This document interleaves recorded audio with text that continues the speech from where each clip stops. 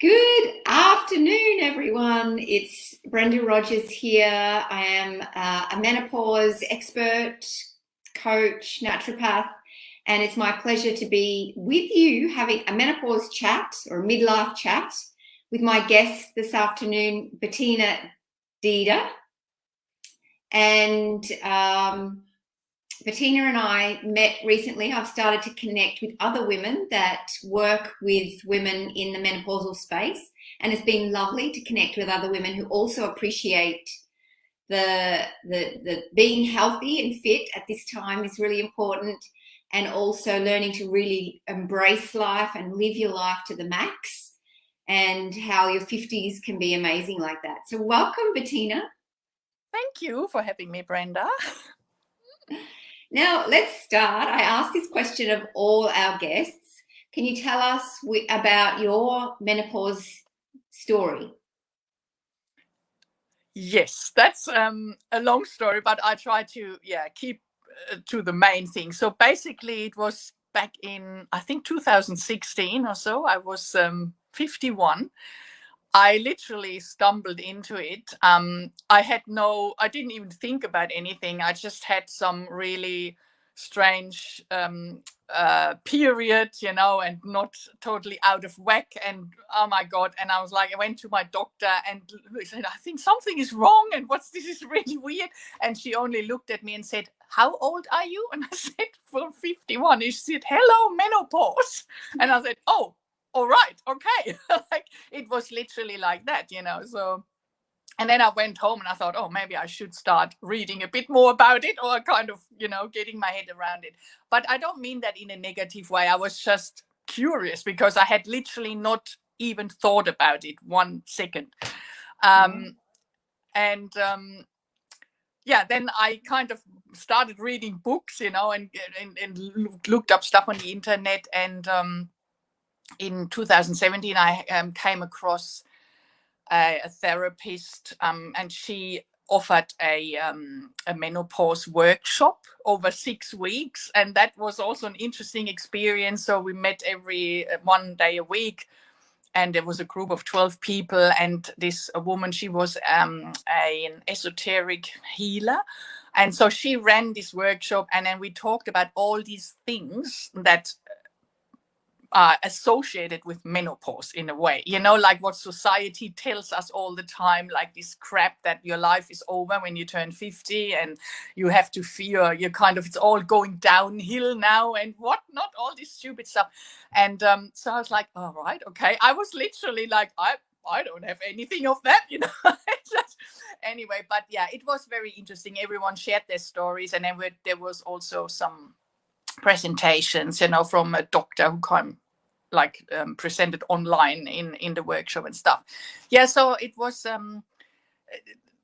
quite interesting to learn about all these things and all these myths and all the stuff that society still tells us or we read about. And that was one thing. And then I don't know, I went at the same time, I went through a challenging phase in my private life because I separated from my husband, and after 23 years. So it was my decision. And this whole thing, I guess it had to do with the menopausal changes in your brain as well. And the people often say you get this clarity about things. And I kind of started all of a sudden seeing things in a different light, and I was realized this is now not working and whatnot. And then I also had, this has happened all in parallel. It's really interesting. At the end of 2016, so after my GP basically is talked to me about menopause, I had this we were at a yoga retreat for a week at the end of the year. And literally on the last day, on the 31st of December, I had this spiritual awakening during a kahuna massage. And I was like I had no idea what had happened, but I also knew this was something special. And I was so confused. And this then kind of led me to working with a life coach. And it's all this stuff that happened over time. And then I realized, oh my God, this is not working anymore. My marriage, that was when I then actually came to the conclusion that my marriage was over. This is like it was probably over a long time ago, not maybe years ago, but I kind of didn't want to talk about it, and I thought, no. Yeah, yeah. Yeah. What I love about what you're sharing is the other side of menopause that we don't hear a lot of in the media, and that it isn't always this dark time where everything goes wrong health-wise. You know, we see in the media the sweats and the weight gain and and all the physical challenges, but what you're touching on is this other aspect to menopause, which is the spiritual awakening and getting clear and refining your life so that it's more on purpose, more in alignment with who you are. So Yeah, keep and going. This is fantastic.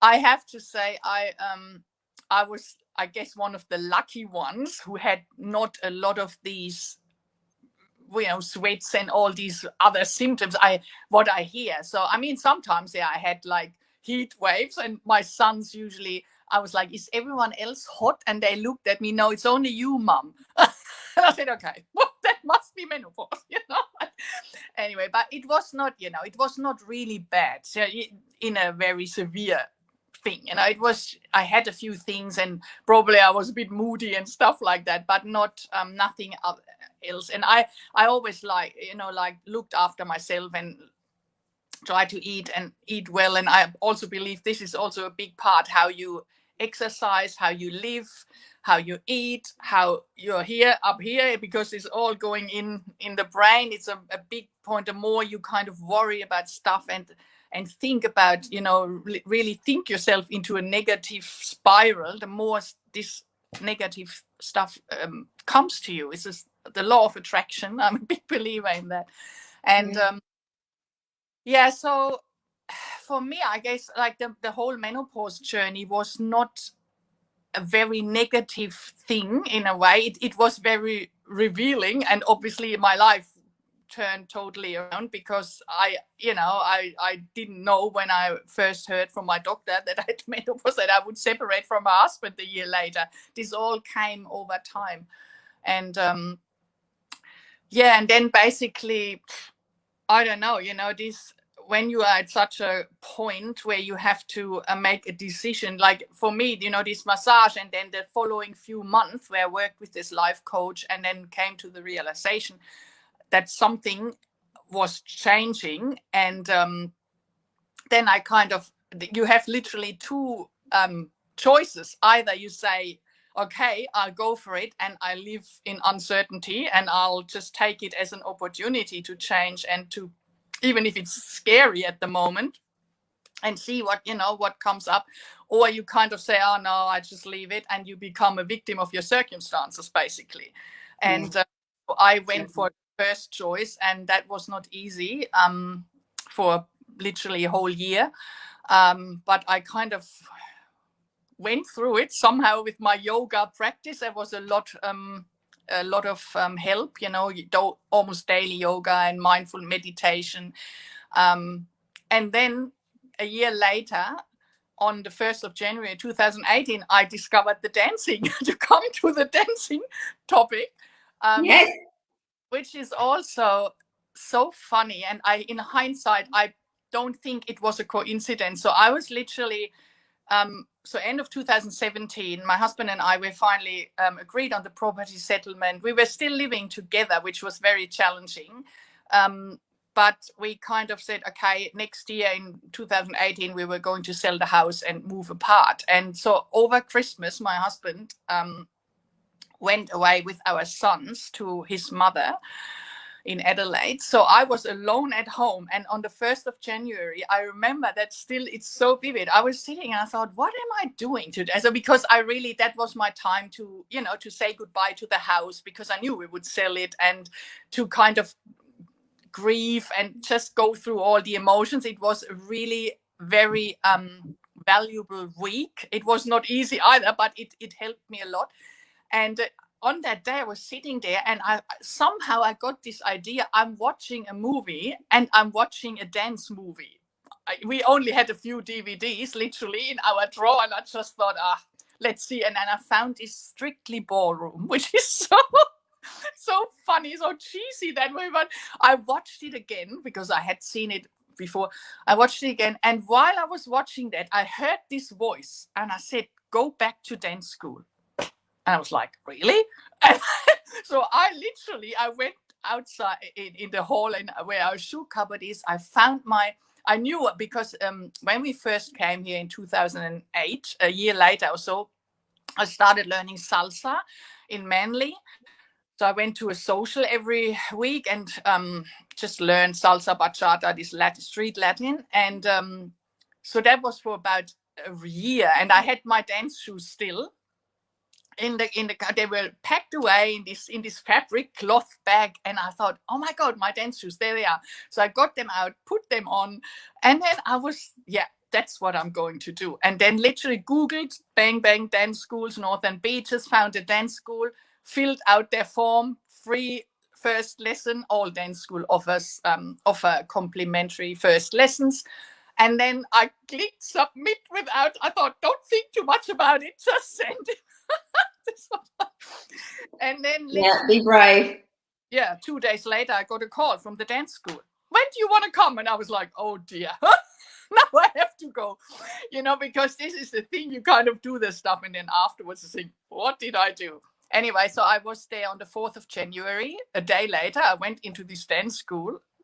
And honestly, I thought, oh God, this felt so weird. I was like 52, and I was like, oh my God, I'm going to this dance school. And I had been, I had danced in the past. When I was a teenager in Germany, you go to a dance school, you learn the basics of ballroom dancing. It's kind of a cultural thing. We do, I can't remember how long that was, but we learned also basic stuff. But no one kept doing it then, because at this age, it's totally uncool to do ballroom. Yeah. Who does it? So I went there and opened this dance school door and thought, okay, if all fails, I just don't have to go, because obviously you can do the lesson, and if you don't like it, you just don't go back. It's nothing happens. So I thought, okay, if all fails, I'm just not going there anymore. Hopefully it's not that embarrassing. There won't be that many people on the 4th of January, and I was the only one, literally. So, wow. It just had opened after the holidays. Yeah. And I went there, had my first lesson, got introduced to a teacher, and the guy I will never forget. And I thought, okay, maybe we dance salsa or something I know a bit about. And then he said to me, okay, let's start with foxtrot. And I was like, oh God, what? And I said, I haven't danced foxtrot for 35 years or so. That doesn't matter. He said, if you can walk, you can dance foxtrot. And I thought, okay. Wow. Anyway, and then we danced all sorts of stuff in that first lesson, and it was really interesting how it came back. He just showed me a few steps, and then just to get back into the different dance styles, and I thought, oh my God, I remember this, I remember that. Yeah, that was it. And then I was totally hooked from that day, and I've been dancing since then. So it's my, what is it, the 4th year now. Wow. So on day one, you kind of had this memory, really, of a longing to move the body, and the rest is history. So what has it, because a lot of women struggle with exercise, particularly around midlife, because I find in the coaching work that I do that a lot of women have done exercise for weight loss. And so it's become drudgery. It's become a have to, and they've lost the joy of it. Yeah. And then a lot of women rediscover just walking, being out in nature, and they love that. But you've taken it a step further and really made it a passion as well. So just tell us a little bit about what the benefits have been for you, what physical as well as other benefits. Do you feel, sexier? Do you, tell us a bit about that. Yeah. Oh, look, it's, I guess it was a bit like a drug. I say that because what I felt, the thing was, I in that first lesson, I felt so happy all of a sudden. I thought, oh my God, this is what I want to do. And then the more I learned, the happier I became, sort of. It's literally like, it's like what's to say, a virtuous circle or something, you know, because the more you dance, the more you get the benefits from it, and the more you want it. And even if it's really hard, because I'm now doing, it's a sport, I'm doing dance sport, I'm not doing social dancing, I'm dancing competitions with my coach. So it is a full body workout, a sport. It's strenuous, it's exhausting. Sometimes my everything is aching, my back. I mean, I'm not 20 anymore, you know, like your body is not as flexible as like a 20-year-old or a teenager. So I'm like, oh my God, my back, everything. Like, but it doesn't matter. I still go back. And so it's literally a bit of everything. It's total fitness. If you dance Latin, if you dance all the dances, it's total fitness, body workout, all the muscles, you know, it doesn't look like that, but it is very, it covers everything, strength and posture and whatever, you know, it's, and stamina. You have to keep dancing and still look good and smile, and you know, it's sometimes crazy. It's also obviously socializing, you know, when you go to social dancing events, you meet all sorts of people. It's really nice to, you know, to get to know other people, and it's a lot of mindfulness as well. I only figured that I was actually, yoga and dancing have few things in common. It's because when you learn a new dance, there is so many things. Apart from, first you learn the steps, you have to go and memorize what you're doing. But then, because you're dancing with a partner, you have to, there's 5 million things, from the position of your feet, your hips, your upper body, your head, how you relate to your partner, the frame, you have to hold your frame, like in ballroom. There's layers and layers and layers. And even if you think you have mastered something, then the teacher says, okay, now what about this? And I was like, what? I thought and that was reminded me a lot of yoga. I've been doing yoga for 10 years, and it was always like that. You thought you mastered the whatever position, asana, and then they said, okay, now do this, you know. And I was like, oh, there's always something else. Yes. So and the moment you learn to dance, you have to really, I realized I'm like totally, I can't think of other things. You are totally in the present moment, because you concentrate on your steps, your partner, the music. You are so focused that is full mindfulness practice, basically. And then obviously there's lots of health benefits. You know, there is studies on the internet, neuroscientific studies about the brain, what dancing does to the brain, you know, creating new neural pathways, the motor system, everything. It's like there's tons of stuff out there. Happiness hormones, endorphins. Yeah, it's so really, for me, it's that's the main thing. I love going. I know when I'm going to my dance school, even if I'm not feeling 100%, I'm always, if I come out, I feel great. I feel happy. I feel I've done something. I've worked hard. You know. Yeah. It's So we've got a minute or so left, Bettina, and I'd love you to just share with your audience, with our audience. I know that you discovered in this process your own business, so you're selling Arbonne products, yeah. Just quickly, how did the dancing marry with the career change, and or how did that all work? I am from my background, I'm a content and copywriter. That's what I've done since 2015 here, but I have a background in public relations in Germany, so I've always been writing. But Arbonne, actually, I always say it found me. I never looked for that. It found me in times of change. And that was literally in the same week when I was about to talk to my husband about the separation, and then I wanted to separate and leave the marriage. I was a product user for 2 years already, and I just bought my stuff, and I had no idea that there was actually a business opportunity attached. And my sponsor, she called me at the time and said, oh, you know, she didn't know what was going on. She lives in Melbourne, and And she just offered me to have a look at the business. I was like, what business? I had no idea what that was. And I kind of then thought, oh my God, maybe that's a solution, because I was looking for some extra income, something else to do. And so that's how this came all about. And obviously, then I started using our products as well. And my health has improved. And I just feel, it's great product. And it just overall fits in everything. It's what I like doing with my clients, helping them to feel better, to look better, and we being able to give back. And we run these programs, the healthy living programs. They incorporate everything, like from healthy eating, healthy habits, mindfulness, exercise. It's like how I live, basically. It's this. So that's great. That was how that came about. Wonderful. How Wonderful. Both my wonderful.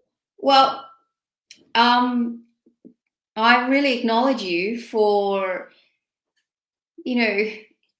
it's not easy to be inspired and to find work you love that allows you to give back, that's in line with your values, and then to find something. I mean, you could be really passionate about gambling, and that would probably be a problem, but you're passionate about dancing, and that makes you fit and helps your mindset and all that kind of stuff as well. So I really acknowledge you for doing all that, and for the support that you give the people that you work with. And we will pop your details in the chat. And if you're watching this in the Menopause Lounge, then you'll see those details. If you're watching this somewhere else, then come on over to the Menopause Lounge, and in Facebook at the Menopause Lounge, and you'll see Bettina and my details as well. So thank you very much, Bettina. Thank you so much. And maybe just one more word. If someone wants to join my community, Dare to Dance, Live and Shine, we can pop the details underneath. And that's where I share my life journey, sort of. And everyone is welcome. There's a few dancers in that group as well. Awesome. Yes. Thank you so much. So much. Yes, thank you. And I hope we connect soon again.